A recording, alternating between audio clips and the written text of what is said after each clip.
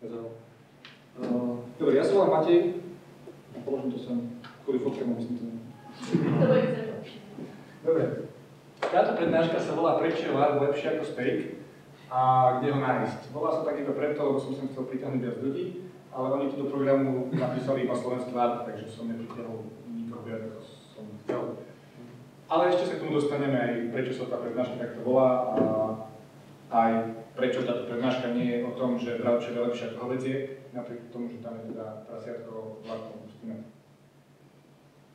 To je niečo, čo som chcel použiť ako nejaký icebreaker, ale už sme spravodlivý rady tým, čo som sa vás pýtal, Čo vlastne znamená LARP? Už to bolo aj na predchádzajúcej prednáške, ale keďže tu slečná fotografia nebola, tak to zhrniem. Skladá sa to vlastne z dvoch termínov. Live action, čo je filmový termín pre hraný film, a teda niečo, čo je hrané. A role playing, čo je termín, ktorý sa používal či už v psychológii v tzv. Rolových hrách, alebo sa používal pri stolových hrách ako role-playing games a ešte predtým sa určite používal aj na mnoho ďalších vecí. Nemám to ešte preskúmané, odkiaľ je tento termín, ale nie je to dôležité, pretože dôležité je to, že sú to rolové hry, ktoré sa hrajú naživo. Veľmi jednoducho povedané. A rolové hry neznamená stredovek, rolové hry nie sú iba prezliekanie sa s hrdinou. Nie je to iba to, že sa ľudia vyberú si do lesa a hrajú sa na vojakov a nie je to iba to, o čom máme aj s taký spor maličko, čo sme hovorili, že každý by mal mať nejaké tie skúsenostné body a každý by mal mať nejaký systém, aby sa to postava dala vyvíjať. Nie je to iba to. LARP to nemusí mať. LARP je hlavne to, že ľudia sa rozhodnú hrať nejaký príbeh na život. Teda všetko, čo spadá pod tento popis, je v podstate LARP. Máme ďalší slajd, že čo LARP je. To je v podstate veľmi tak zovšeobecne povedané. LARP je v princípe hlavne vciťovanie sa do inej postavy. Do postavy, ktorá nie som ja. Do nejakej fiktívnej postavy, vo fiktívnom príbehu, vo fiktívnom svete. Pokiaľ sú tieto tri podmienky keby splnené, tak je to LARP. Sú aj výnimky, že niektorá podmienka nie je splnená, predsa to LARP je. Zmeškali ste slajd, čo LARP nie je, ale... Čo LARP nie je? Ešte mi to vrátiš? LARP nie je iba prezliekanie sa. Hej, kyslota. Toto ináč, budem vám hovoriť, lebo chcel som to tam doplniť, ale už som mi nechcel. Toto je obrázok z Kráľovstva vína, u slovenského LARPu, konkrétne sú to trollovia, taká veľká frakcia. Rozumiem tam, toto LARP je, to všeobecňujem, hlavne vciťovanie sa do fiktívnej postavy vo fiktívnom svete, väčšinou vo fiktívnom príbehu, ktorý sa vytvára priamo na mieste, alebo je vytvorený v prípade skriptovaných LARPov. Hlavná zásada hra, teda je to hra, pri ktorej vystupujete ako niekto iný. Dobre, moja prednáška, to ste tiež nechali, sa volá Prečo je LARP lepšie ako steak a kde ho nájsť. Malo to byť preto tak nazvané, aby prišli ľudia. Prišli teraz, super. Prečo je LARP lepší ako kebab? Sa pozriete na konci prednášky. Dobre. Toto je veľmi hrubý a veľmi stručný popis, kde všade sa na Slovensku dajú dať LARPy a postupne si ho prejdeme, takže toto si môžete len tak akože stručne pozrieť. Ak chcete, tak vám to potom môžem na konci prednášky robiť naspäť tento slajd. A mal som tu prednášku rozdelenú na LARPy pre prvohráčov a LARPy pre skúsenejších hráčov. Tú druhú skupinu som potom vyhodil, lebo som všetky zhodnotil, že sú vlastne schopné aj pre prvohráčov. Začnem tým, o ktorom si myslím, že najviac z týchto veľkých svetových LARPov, ako už písmo predtým rozdielom na LARPy svet a LARPy komorné, z týchto veľkých LARPov svetov je najvhodnejší na Slovensku a to je Kráľovstvo vína.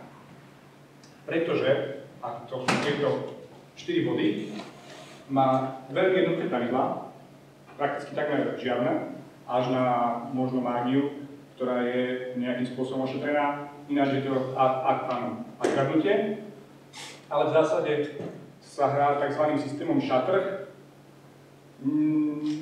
Nechcem veľmi používať tieto LARPové termíny, lebo veľmi to metie hráčov, ktorí nemajú skúsenosti s LARPami, ale majú skúsenosti iba s málo LARPami, ale v podstate to znamená, že každý hráč, teda každá postava dokáže iba to, čo dokáže jeden hráč. Čiže pokiaľ neviem šermovať, tak v systéme Shutter by som nemal hrať šermiara. Pokiaľ neviem liesť na strom, nemal by som hrať veveričku. A tak ďalej. A teraz mi podopíšem, čo je to? Kábel. Sme späť. Ďalší vec plus kráľovstvo vína a prečo je to dobrý pre prvého hráča je to, že prostredie je naozaj veľmi pekné. LARPisti by povedali, že je imerzné, teda že sa veľmi dobre vieš cítiť do toho, že si v inom svete. A nič ťa nejaké zásady nevyrušuje. Možno až na trojky, ale tie sú vlastne mimo. Profesionálny prístup.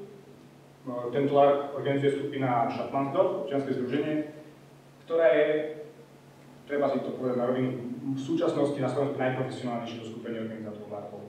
Robia to naozaj dlhoročne a ak sú nejaké zádržale, tak sa veľmi rýchlo vyriešia. Takže ten prvohráč naozaj má veľmi dobrý vstup do hry. A samozrejme, Kráľovstvo vína je momentálne najväčšia LARPová hra na Slovensku. Čiže máme tu aj dvoch organizátorov. Aký tam pomer teraz prvohráčov a hráčov? Dosť vysoký, 40 až 50%. Že zhruba polovica prvohráčov, čiže tam ten človek sa nestratí medzi tým. Teda nebudeme mať problém v tom, že všetci už sa poznajú a všetci majú skúsenosti s LARPami, len ja som ten jeden sám, ktorý nikdy v živote nehral, lebo v princípe každý druhý človek, ktorého sa opýtam, povie, ja som nikdy nehral, ale to som tu vyhrá. Čiže je to naozaj veľmi vhodný LARP pre prvohráčov. Ďalší LARP, ktorý je vynikajúci pre prvohráčov, sú príbehy z pohraničia, ktorú organizuje skupina Event Horizon, ktorú tu dnes aj zastupujem spoločne s ISMom. A je to LARP, preto si myslím, že je skvelý pre prvohráčov, pretože má veľmi často periodicitu. Čiže ten hráč, ktorý sa rozhodne, OK, chcem hrať LARP a chcem si to vyskúšať a chcem sa stať LARPistom, tak sa veľmi často vie ísť zahrať a vie sa veľmi rýchlo stať tým LARPistom. Príbeh z pohraničia momentálne je asi jediná akcia na Slovensku, ktorá sa organizuje, ktorá chcela by sa organizovať s periodickou raz za 2 mesiace.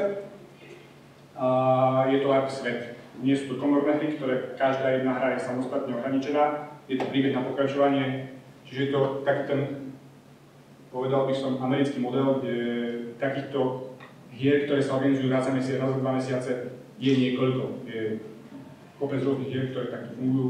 Niektoré už majú 20. ročník, teda už 20 rokov fungujú a tak ďalej. A je to taký prvý slovenský, teda súčasne aktuálne fungujúci slovenský pokus, tých pokusov bol viac, ale toto je jeden, ktorý je aktuálne fungujúci. Vstupné je veľmi v pohode.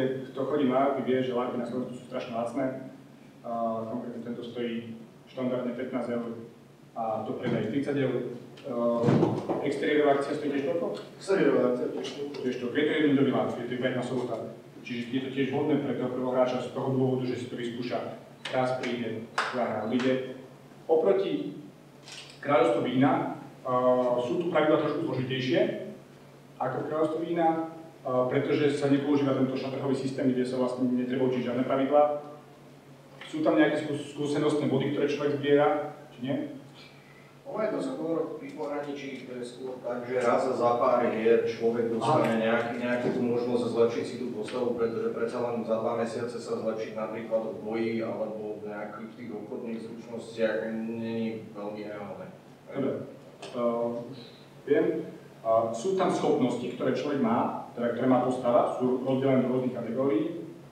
A na začiatku hry dostane určitý počet schopností, si vyberie, postavá si svoju postavu a po istom počte hier sa tá postava posunie ďalej. Nezbierajú sa skúsenostné body rovno na hre. Keďže neviem, ktorý hlavný skôr, že teraz nebudem pokračovať vetou, chcel som povedať ako napríklad na inej hre.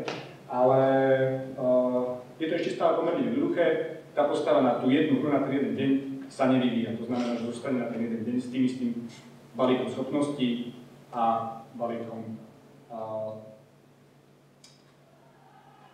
schopnosti, alebo to som povedal, že sociálnych vzťahov a príbehov, ale to sa samozrejme mení. A mne to skočilo, ja som toto chcel povedať. Dobre, úplne iná hra, úplne z iného súdku. To je to, čo som hovoril aj úplne na začiatku, keď som sa pýtal, že čo sú to LARPy, a padlo tu slovo stredovek. Na Slovensku to, teda našťastie ani na Slovensku to neplatí, vo svete to platí ešte menej. Gaming pre štvorku je tiež vynikajúca akcia pre prvohráčov z toho dôvodu, že to je sranda.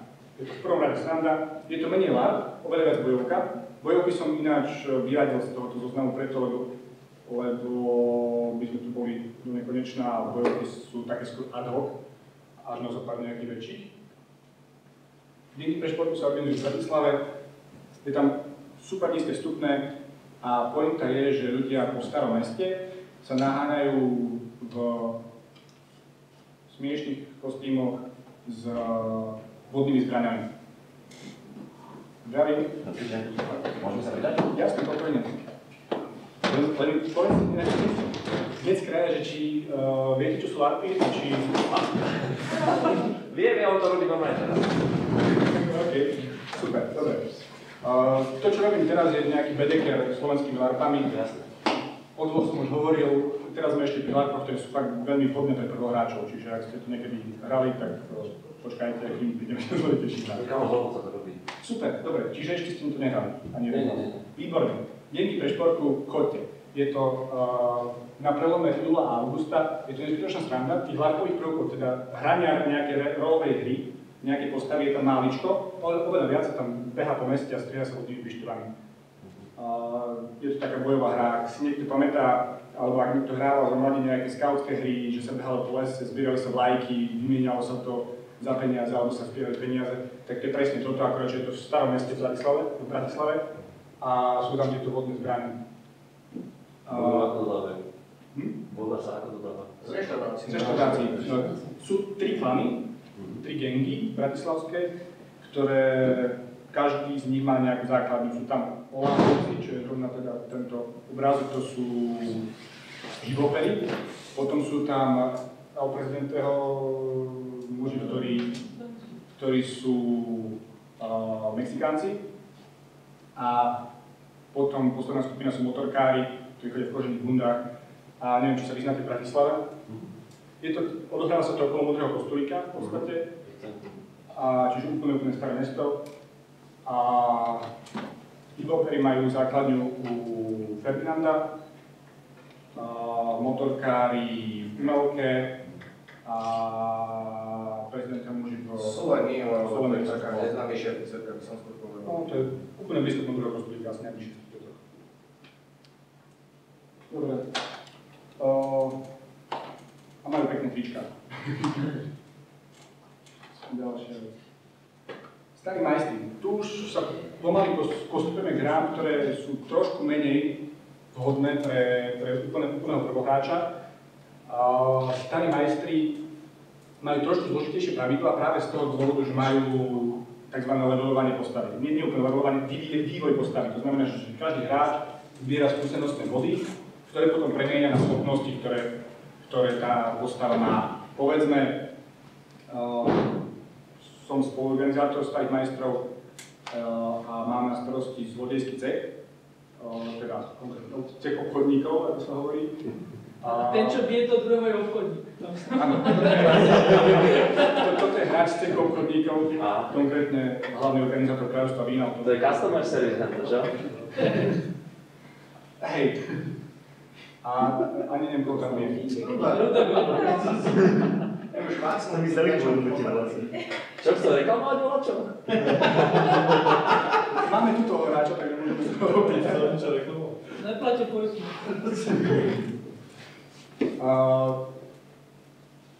Čo som chcel povedať je, že tam spravujem ako organizátor ten obchodnícky cech a tam sú schopnosti ako ukradnúť malý predmet, vyjednať cenu alebo presvedčiť niekoho o svojej pravde. A tieto schopnosti si človek vymieňa za skúsenostné body, ktoré zbiera za plnenie úloh Ak hráte počítačové hry, tak viete úplne presne, o čom hovorím. Ak nehráte, tak sa prihláste. Ale to by ste boli asi na nesprávnom festivale. Som tu kurva. Čiže nehráš počítačové hry. Strašne veľa, ale... Takže ti to nebudem vysvetľovať. Dobre. Skúsenostné body, schopnosti, mágia. Je to tzv. High Epic Fantasy LARP, to znamená vysoko epický fantasy, aj práve preto, že sú tam tie skúsenostné body, aby človek mohol hrať čokoľvek. Že aj hráč, ktorý nevie šermovať, tak dostane nejaký modifikátor k svojim úderom, že povedzme, si úplne skvelý bojovník, to znamená, že máš úder plus 4 a ten človek udiera plus 4. To znamená, že má zásah základy zlá, či jedna. Áno, že záleží od hry. Skôr by som to povedal tak, že nie si dobrý šermiar, ale chceš hrať bojovníka, tak máš tam schopnosti ako napríklad odzbrojenie nepriateľa, vyrazenie dýchu nepriateľovi, úder, ktorý ide cez zbroj nepriateľa a podobne. A tieto schopnosti kombinujeme, využívať. To znamená, že aj človek, ktorý nevie šermovať, tak môže. Hovoril som predtým, vy ste tu neboli o kráľovstve vína, ktoré nemá tieto pravidlá modifikačné a tam, aký si šermiar, tak budeš bojovať. Je to trošku iný prístup. Tento LARP je tu v Považskej Bystrici. To znamená, že je dobre dostupný zo všetkých z času Slovenska, alebo možno aj naopak povedané, rovnako dobre dostupný zo všetkých strán Slovenska. Vstupné je tiež nízke, tak ako pri všetkých slovenských hrách, od 15 v predpredaji, cez 20, 25, úplne posledné vstupné týždeň pred hrou je 40 €, aby človek mal teda predstavu, táto hra trvá 4 dní. To znamená, že za 4-dňovú akciu, 4-dňovú dovolenku človek zaplatí 40 € a starajú sa tam o neho, čo neostane jedlo, jedlo si musí kupovať na miesto. Ja si to chcem robiť. Odohráva sa to v chránenej krajine oblasti, takže nebude novo. Svedujete mali také možné pravidlá? Bohužiaľ, sú predpoklady. Toto je jediný LARP, teda jediná skupina LARPov, ktoré má v tomto zozname a nebol som tam. Jediné, čo viem, tak viem, čo som si načítal a čo som si napozeral a čo som sa rozprával s ľuďmi, ktorí tieto hry organizujú. Sú to hry, ktoré organizuje LARP klub Košice. Okrem veľkej hry, podobnej práve Starým majstrom alebo Kráľovstvo vína, Corpus Terra organizujú aj komorné a jednodňové hry, rôzne výpravy, majú svoju vlastnú skupinu hraničiarov, čiže veľmi často robia také ako keby túry v kostýmoch, kde sa idú prejsť z miesta na miesto a pritom si niečo zahrajú. Ak je niekto z východu alebo má záujem práve takéto sofistikovanejšie túry, tak toto je pre neho ideálny kontakt, napojiť sa na LARP klub Košice. A momentálne, teda celý minulý rok napríklad nebola táto veľká hra Corpus Terra, preto lebo pripravovali lokačky. Pokiaľ viem, tak oni dokonca kúpili pozemok a stavajú tam nejaké domčeky a nejaké tie veci. Len keď som to googlil, tak sa to dosť ťažko googliť. Posledný update, ktorý som videl, bolo, že zrúbali stromy a ich ušupali. To som videl. Neviem, či už aj niečo postavili reálne. To vie. Majú most. Majú most som videl, no. Ale budovy som ešte nevidel.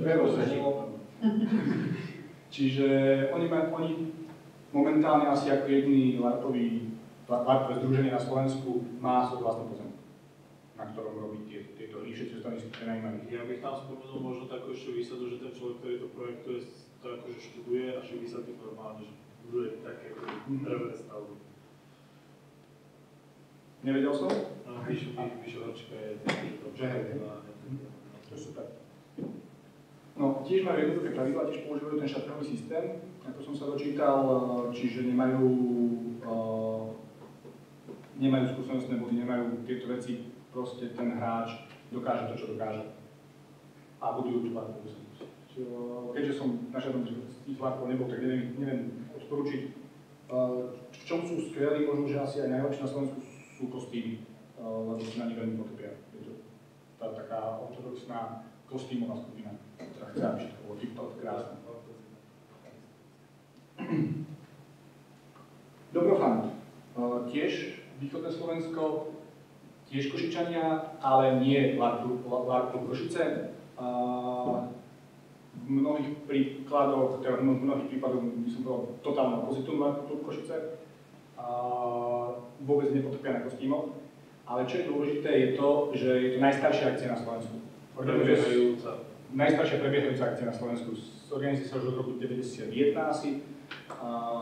Každý rok až asi s jednou výnimkou. S tým, že podarilo sa im prežiť tak dlho práve preto, lebo každý rok organizuje tú hru niekto iný. Majú to situované ako herný festival, to znamená, že okrem toho hlavného LARPu sú tam aj stolové hry, sú tam rôzne iné menšie hry a občas aj nejaké komoráky. Funguje to tak, že sa hrá vlastne iba cez deň. Hrá sa od povedzme 9. do 7. a potom je voľná zábava, čiže hrajú sa tam stolovky, hrajú sa tam iné veci. Je to veľmi príjemné a majú veľmi silnú komunitu, ktorá sa tam pravidelne stretáva, pravidelne tých organizujú a posúvajú si to z jedného na druhého. Konkrétne tento rok bude organizovať hru hráč a organizátor, ktorý bol takmer na všetkých dobrofantoch, čiže z tej takej najstaršej slovenskej LARPovej generácie fungujúcej. Kto to je? Žolko. Varga Žolko. Minulý rok som bol, organizoval tu mladší hráč a bolo to veľmi príjemné. Čo je zaujímavé na tom, aspoň čo som videl minulý rok, a predpokladám, že je to tak na tomto Dobrofante každý rok, keď sa hovorí, že LARPy mali dobu špagátovú, dobu drevenú a teraz títo Košičania robia ako keby tú dobu kamennú, lebo si stavajú svoj vlastný funkčný, plnohodnotný tábor, tak oni Dobrofant organizujú v tzv. Dobe špagátovej. To znamená, že budovy, rieky, všetko je označené špagátom. Tu nechoďte, tu je rieka, tu je špagát. Preto som tam dal aj tento obrázok, ako vyzerajú na Dobrofante budovy. Čiže špagátom ohraničený priestor, napísané, čo tam je. Dokonca na tomto LARPe mali aj taký zaujímavý mechanizmus, ktorý som nikde nevidel na Slovensku, že keď prišiel človek k nejakej budove, tak bola tam A4, na ktorej boli spinkami popripínané papieriky, ktoré sa dali takto otvárať podľa toho, čo bolo na tom papieriku napísané. Ak máš schopnosť stopovania, otvor tento papierik, tak si otvor tento papierik, našiel si toto a toto. Ak máš schopnosť takú a takú, otvor tento papierik. Prečítal si si a zistil si si. Ja som po dvoch zlých skúsenostiach už potom neotváral nič, lebo pri prvom som prišiel 3 životy, lebo ma niečo spálilo a pri druhom sa mi tiež niečo zle stalo, takže potom som už neotváral nič a neviem, čo to bolo ďalej. Ale vraj aj nejaké dobré veci. A čo priznávajú aj organizátori, kvalita hier kolíše podľa toho, kto to organizuje. Niekedy sú tie lepšie, niekedy horšie. Aj vzhľadom na to, že to za každým organizuje niekto iný, tak ak je nejaká hra na pokračovanie, tak má maximálne 2 ročníky a potom zase reštart a zase úplne iná hra. Tento rok to bol tak trochu steampunk, rok predtým to bolo fantasy a tak sa to rôzne posúva. Za každým je to trošku iné. A neviem, či to bude tento rok, ešte som sa to nevyčítal. A organizuje sa to teda. A ešte mám jednu zaujímavú fintu, ktorú na Slovensku začalo momentálne používať, začali príbehy z pohraničia. A to to, že si prenajímajú camping, respektíve už hotové miesta. Minulý rok to bolo pod Krásnou Hôrkou a striedajú sa asi 3 kempy, ktoré sú tam v tom okolí, Krásna Hôrka, Bekiar a ešte nejaká iná dedina, kde vlastne tá základný tábor je v tom kempe, ktorý má sprchy, má všetko tip-top a okolo toho v lesoch sa odohráva tá hra. Aj preto tam nestavajú nič komplikovanejšie, preto používajte špagáty, lebo je to veľmi jednoduché. Tam aj tie osady, čo sú pod Krásnou Hôrkou, by tam robili problémy asi. No asi. Dobre. A ja som si tie dejmy pre šport prehodil potom. Dobre. Komorné LARPy, to je jediný obrázok mňa, ktorý tam je, teda. Komorné LARPy, ktoré organizuje skupina EH Games, nie je to event Horizon, majú len podobnú skratku. EH Games je Erken a Havel, konkrétne Erken je Stanislav Krčko a Havel je Martin Doga? M. Doga, nepamätám si. A jeden z nich je dlhoročný LARPový hráč, ktorý organizoval rôzne bojovky a druhý z nich je košický herec. A to, čo organizujú, čo sa rozhodli organizovať, sú komorné LARPy. To znamená, že žiadne chodenie do lesov, žiadne viacdňové akcie v táboráku, ale larvy, ktoré z pravidla až na výnimky, a tú výnimku tam ani nemám uvedenú, začínajú a končia v jeden deň. Nemám tu vypísané rôzne výhody tohoto hrania, lebo to od hry kurve kolíše, ale v skratke vám môžem predstaviť tieto jednotlivé hry, lebo každá z nich je úplne iná. Larv z pekla, to je vlastne tak trošku výnimka, je to aj obrázok z tohto larpu. Je to larpová hra, ktorá sa odohráva v prostredí Sherlocka Holmesa. Je aj namotivovaná z tohto prostredia. Aj príbeh je odtiaľ konkrétny. Príbeh tejto hry je vyšetrovanie vražd Jacka rozprávača, ktoré vyšetruje Sherlock Holmes, zároveň Scotland Yard. Ja som hral inšpektora Scotland Yard. Bolo to skoro nadizajnované, pretože som skončil tak úplne hlúpy, že som proste dokonale zapadol do tej postavy. Nevedel som nič. Obvinul som úplne niekoho iného a ešte som zabral do vyšetrovacej celý Sherlocka Holmesa a snažil som sa tam z neho vypáčiť, čo vie. A bola to skvelá zábava. Čo je ešte zaujímavé na tomto larpe je to, že sa hrá ako jeden z mála týchto Erkenových larpov počas 2 dní. Začína sa po obede v sobotu, spravidla v sobotu, končí sa do obeda v nedeľu, s tým, že sa hrá celú noc. Prenajímajú si kvôli tomu celý hotel a hráva sa to pri spiskom pořadí. Game of Kings je úplne špecifická hra na slovenské pomery. Je to hra inšpirovaná veľmi vzdialene príbehom Game of Thrones. Je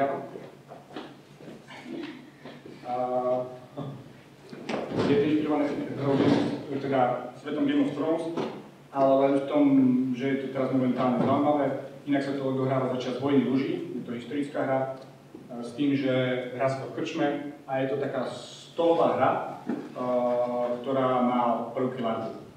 Čiže sú tam 4 až 5 frakcií, záleží od toho, že koľko ľudí sa prihlási, ktoré bojujú o nadvládu na britských ostrovoch. Hrá sa na kolá, tak ako stolovky, ale popri tom sú larvové prvky, už všetky vyjednávania, rozhovory a tak sú roleplayingu. Party je detektívna hra, ktorá ale na rozdiel od tej Sherlockovskej sa odohráva asi má 2 hodiny, myslím iba. A je to hra, ktoré je 8 postav, stretnú sa na jednej party a riešia nejakú detektívnu zápletku. To, že to je detektívna zápletka, samozrejme zistia až po asi pol hodiny hry a potom sa rieši, kto je vrah. 4x4 je hra, na ktorej som nebol, ale je to mestská mafiánka, 4 týmy po 4 hráčov, v 4 autách, plnia úlohy po meste. Hralo sa to iba v Košiciach, lebo, čo som dovolil povedať, tak okrem Košic, kde majú základňu, tak často vyvážajú tie hry do Bratislavy. A táto hra sa hrá počas celej noci, teda je to nočná hra. A Babylon 5 je špecifická hra, úplne skoro by sa hrala tu na tomto festivale, pretože je to hra, ktorá bola dizajnovaná na to, aby sa dala hrať na festivale, teda uprostred mnohých nehráčov, majú asi 8 alebo 10 postav, ktoré hrajú to, že sú na Babylon 5. Predpokladám, že všetci viete, ak neviete, tak sa prihláste, čo je Babylon 5. Dobre, super. Dohrá sa na Babylon 5 a rieši sa tam vražda Koša, ak viete, kto je Koš. Babylon 5. Všetci sú Koš. Ne. Proste jednej z postav Babylon 5. Takto diplomata. Tento problém sa rieši. Hra trvá asi 2 hodiny. Je to zaujímavé najmä v tom, že ak je to fakt preplnený festival, tak tí hráči sa musia v prvom rade nájsť na tej obrovskej vesmírnej základni Babylon 5, potom sa musia dohodnúť a stretnúť sa niekde, kde nikto neuvidí, riešiť tú špionáž a vlastne zaujímavé je to, že nie každá postava vie, ako vyzerá iná postava. Riešia to organizátori tým, že oni majú nejaký označík Babylon 5, aby vedeli, že áno, je to hráč, ale neviem, kto to je. A tým pádom je tam aj strašne veľa takýchto zisťovaní, kto je s kým, kto je proti komu a tak. Je to špionážne, celé je to špionážne zápletku. A tu už asi na závere, pretože toto som dal určite na záver. Ak som nejaký lát zabudoval niekto, chce nejaký pripomenúť, len rád. Toto je hra, ktorú som organizoval ja, ešte spolu s jedným scenografom. A je to, ak sa nemýlim, momentálne jediný slovenský politický angažovaný LARP.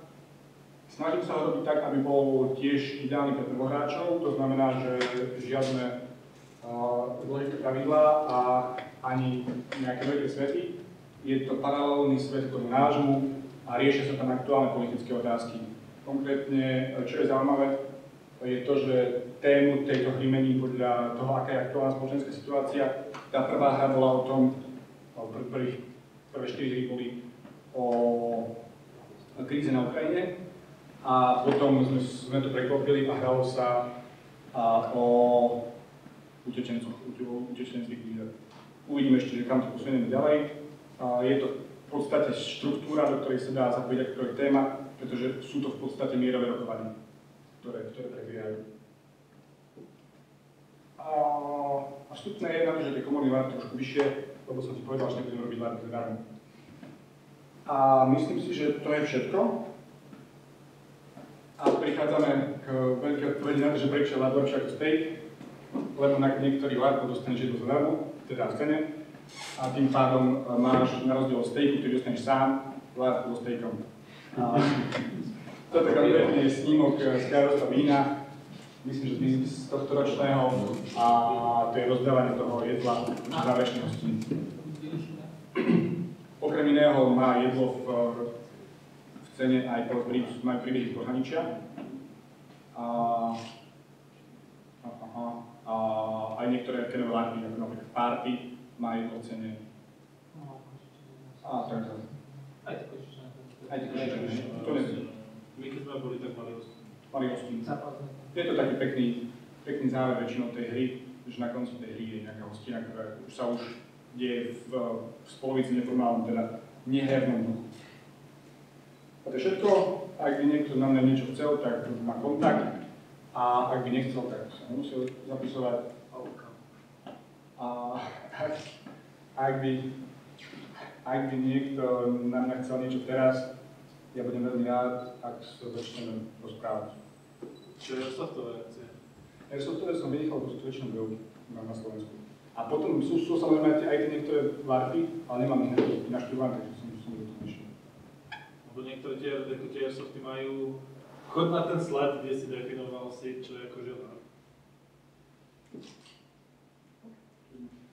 veľmi veľa tých airsoftových, akože áno, strieľajú sa, ale majú normálne postavy, hrajú nejaké role.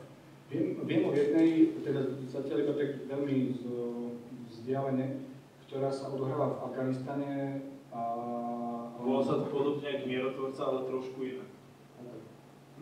Neviem, ale tiež je to akože...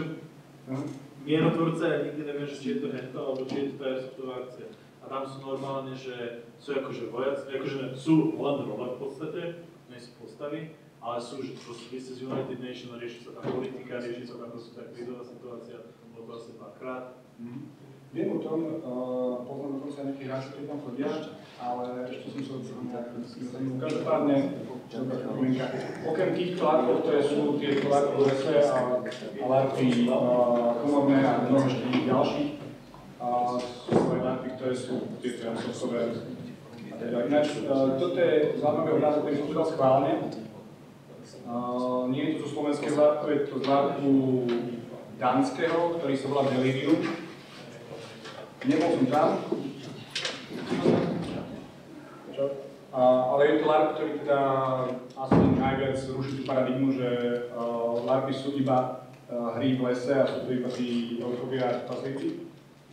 Tento LARP sa odohrával na psychickej liečebni, kde každý jeden hráč mal hrať postavu s nejakou psychickou poruchou.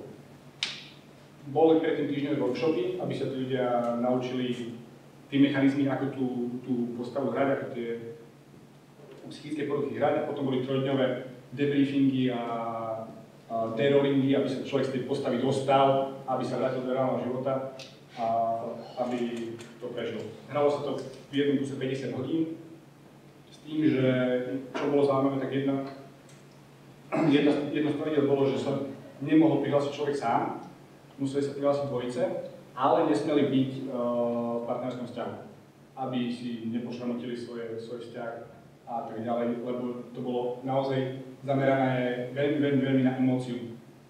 Ako to pri predchádzajúcej prednáške padla tá otázka, či teda hra, ktorá je dizajnovaná s ohľadom na tzv. Gamistický prístup, teda ten, že chcem sa vyvíjať, chcem vyvíjať svoju postavu a chcem zbierať body a chcem mať potom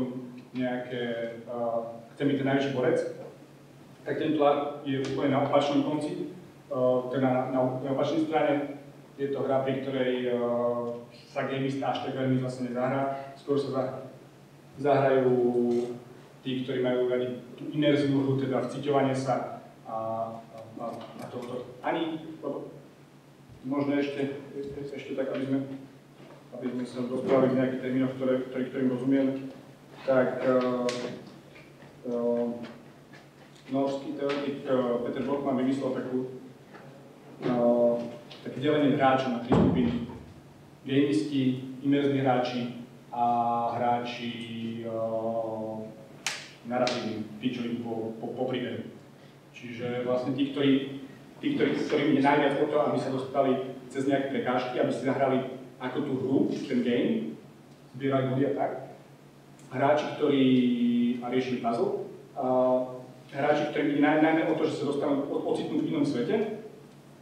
A potom ten tretí príbeh, teda ten tretí systém je hráči, ktorí ide najviac o to prežiť nejaký príbeh. Teda dostať sa od toho, že cisára zožal diamantový drak, až po ten moment, že niekto sa stal cisára, nemusím to byť ja. Čiže toto som chcel povedať preto, aby som povedal, že tento projekt Delirium je viac ten imerzný typ hry. Že ty si zažiješ, nie príbeh, že sa niečo stalo, ale ty si zažiješ to, že si na tej psychiatrickej liečbe. Ak má ešte nejaké otázky?